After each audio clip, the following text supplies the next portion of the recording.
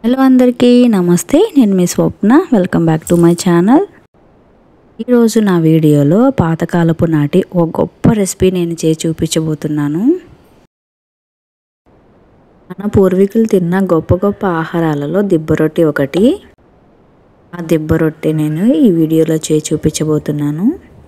చాలా ఈజీగా, చాలా హెల్తీగా, చాలా సింపుల్గా, ఈజీ వేలో చేసి చూపించబోతున్నాను. ఒకసారి మీరు కూడా పక్కా ట్రై చేయండి. ఈ వీడియో కోసం ముందుగా ఒక కప్పు నిండా మినపప్పుని తీసుకున్నాను. ఆ మినపప్పు కూడా పొట్టు మినపప్పు అండి. నేనైతే గుళ్ళపప్పుని ఏమి యూజ్ చేసుకోలేదు. మీ దగ్గర ఏమి వీలుగా ఉంటుందో అది మాత్రం యూజ్ చేసుకోండి.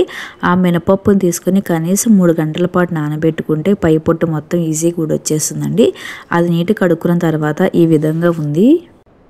మినపప్పుని ఎట్లా తీసుకున్నామో అదే క్వాంటిటీలో ఒక గ్లాస్ రైస్ కూడా తీసుకోవాలండి. అదేవిధంగా రైస్లో వాటర్ పోసుకొని కనీసం 3 గంటల పాటు నానబెట్టుకోవాలి. రైస్ని నానబెట్టుకొని మంచిగా వాష్ చేసుకున్న తర్వాత ఈ విధంగా ఉందండి. బియ్యము పప్పు ఎట్లా సమానంగా తీసుకున్నామో అదే విధంగా కొబ్బరి పొడిని కూడా తీసుకోవాలండి. నేనైతే కొబ్బరిని తురుముకున్నాను.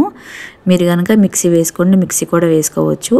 కొబ్బరిని ఎంత క్వాంటిటీలో తీసుకున్నామో అదే విధంగా బెల్లం కూడా అట్లానే తీసుకోవాలి. 1 కప్పు బెల్లం తీసుకున్నాను. మిక్సీ జార్లోకి కడిగి పెట్టుకున్న బియ్యాన్ని అలానే పప్పును కూడా యాడ్ చేసుకోవాలండి. మీకు నచ్చినట్లయితే పప్పు బియ్యము 2 కలిపి కూడా మిక్సీ పట్టుకోవచ్చు. నేనైతే ఫస్ట్ బియ్యం వేసి నెక్స్ట్ పప్పు వేసాను. ఈ మిక్సీ జార్లో కొంచెం మాత్రమే సాల్ట్ యాడ్ చేసుకోవాలండి. మనం దీన్ని బెల్లంతో చేసుకుంటున్నాం కాబట్టి అది స్వీట్ ఐటెం కాబట్టి ఉప్పు ఎక్కువ వేసుకుంటే అంత బాగోదు. కొంచెం టేస్ట్ కోసం మాత్రం ఉప్పు యాడ్ చేసుకోవాలి. దీనిలోకి ఒక చిన్న గ్లాస్ వాటర్ మాత్రం పోసుకొని మిక్సీ పట్టుకోవాలి. ఈ పప్పుని బియ్యాన్ని కలిపి మరీ అంత మెత్తని పేస్ట్ లాగా ఏం పట్టుకోక్కర్లేదండి. ఒక చిన్నపాటి గరుగుతనం ఉంటే సరిపోతుంది. ఆ గరుగుతనం ఉంటే దిబ్బ రొట్టె చాలా టేస్టీగా ఉంటుందండి. మరీ మెత్తగా ఏం పట్టక్కర్లేదు. నేను వీడియోలో చూపించినట్లు ఈ పిండి ఎంత గట్టిగా ఉందో చూడండి. అలానే పట్టుకోవాలండి మిక్సీ కూడా. మరి లూజ్ అయితే అంత బాగోదు. ఈ పిండిలోకి 1 కప్పు బెల్లం తీసుకుని మిక్సీ పట్టుకోవాలండి.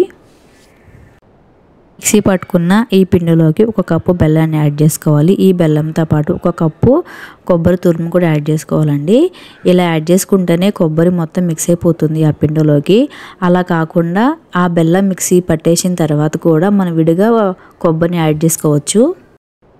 కొబ్బరి అలానే బెల్లం వేసిన తర్వాత మిక్సీ పట్టే టైంలో కొంచెం కూడా వాటర్ వేసుకోలేదండి. ఆ బెల్లము దానిలో కరిగి ఈ మాత్రం లూజ్గా అయింది.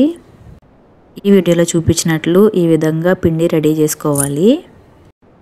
మందపాటిని కడాయిని తీసుకుని దానిలోకి కనీసం 3 టేబుల్ స్పూన్ల ఆయిల్ యాడ్ చేసుకోవాలండి.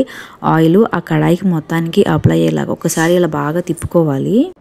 ఈ కడాయిలో ఉన్న ఆయిల్ వేడైన తర్వాత మనం ముందుగా మిక్సీ పెట్టుకున్న ఈ పిండి మొత్తాన్ని దీనిలో యాడ్ చేసుకోవాలి. అన్న లేయర్ కాకుండా ఒక మందపాటి లేయర్ వచ్చేలాగా కొంచెం ఎక్కువ వేసుకోవాలండి. ఇది మాత్రం వేసుకున్న తర్వాత లో ఫ్లేమ్లో పెట్టుకుని మాత్రం ఉడికించుకోవాలి. దీని మీద మూత పెట్టి కనీసం ఒక 10-15 నిమిషాలైనా లో ఫ్లేమ్ పెట్టుకుని మాత్రం ఉడికించుకోవాలండి. ఆవిరి పోకుండా ఉంటే ఇంకా చాలా బాగుంటుందండి. ఈ దిబ్బ రొట్టె కింద అడుగు భాగాన ఎర్రగా కాలుతుందండి. ఆ టైం వరకు వేయించుకోవాలి. అదేవిధంగా పైన కొంచెం ఆయిల్ అప్లై చేసుకోవాలి. పైన కూడా ఉడికించుకోవడానికి మరో పక్కన కూడా తిప్పుకొని దాని మీద మూత పెట్టి కనీసము 5 నిమిషాలైనా ఉడికించుకోవాలి. చాలా మంచి హెల్తీ రెసిపీ అండి. మన పూర్వీకులకి ఒక మంచి టిఫిన్ అండి ఈ రెసిపీ అయితే. దిబ్బ రొట్టె, ఆవిరి కుడుములు చాలా రెసిపీస్ ఉన్నాయండి. ఇప్పుడున్న వాళ్ళకైతే చాలామందికి తెలియదు. మీకు టైం ఉన్నప్పుడు ఈ విధంగా ఒక్కసారి మీ పిల్లలకి చేసి పెట్టండి. వాళ్ళు చాలా ఇష్టంగా తింటారు. ఈ దిబ్బ రొట్టె చూడడానికి ఒక కైండ్ ఆఫ్ ప్యాన్ కేక్ లానే ఉంది. ఈ దిబ్బ రొట్టెని బెల్లము అలానే కొబ్బరి కాకోకుండా బియ్యము పప్పు వేసుకొని చేస్తారండి. ఉప్పు జీలకర్ర వేసుకొని. అలా నచ్చిన వాళ్ళైతే అలా కూడా చేసుకోవచ్చు. ఈ విధంగా కొబ్బరి బెల్లం వేసుకొని చేసుకుంటే కూడా చాలా బాగుంటుందండి. ప్లెయిన్గా చేసుకున్న దిబ్బ రొట్టెలోకి చట్నీ వేసుకుని తింటే చాలా బాగుంటుందండి. ఆ చట్నీతో పాటు బెల్లం పానకంతో తింటారు, అది ఇంకా చాలా బాగుంటుంది. ఈ విధంగా చేసుకున్న దిబ్బ రొట్టెలోకి చట్నీ అంత ఏం బాగోదండి. దీనిలోకి స్వీట్ ఉంటే నెక్స్ట్ బాగుంటుంది. సో నేనైతే దీనిలోకి బెల్లం పాకం ఏమి యూజ్ చేసుకోలేదండి. నేనైతే హనీ యూజ్ చేసుకున్నాను. మీ పిల్లలకి ఈ విధంగా హనీ వేసి పెడితే వాళ్ళు చాలా ఇష్టంగా తింటారండి. వాళ్ళు నచ్చకపోయినా సరే ప్యాన్ కేక్ అని చెప్పేయండి, వాళ్ళు ఈజీగా తినేస్తారండి. అస్సలు మారం చేయరు. ఇంట్లో కొబ్బరి మిగిలిపోయిన టైంలో కొబ్బరి ఉండలు కాకుండా వేరే స్వీట్ ఐటెం కాకుండా ఇలా ఒక్కసారి దిబ్బ రొట్టె చేసి పెట్టండి మీ పిల్లలకి. వాళ్ళు చాలా ఇష్టంగా తింటారు. ఇప్పుడున్న పిల్లలకి పిజ్జాలు బర్గర్లు ఎంత ఇష్టపడతారో మీరు ఈ విధంగా కనుక ప్యాన్ కేక్ లాగా చేసి పెడితే ఈ దిబ్బ రొట్టెని ఇంకా చాలా ఇష్టంగా తినేస్తారండి.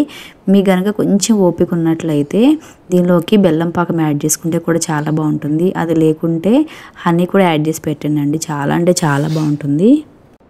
ఈ వీడియో కనుక మీకు నచ్చినట్లయితే ప్లీజ్ లైక్ చేయండి, షేర్ చేయండి. అలానే మరిన్ని వీడియోస్ కోసం నా ఛానల్ని సబ్స్క్రైబ్ చేసుకోండి. Thanks for the watching. Thank you.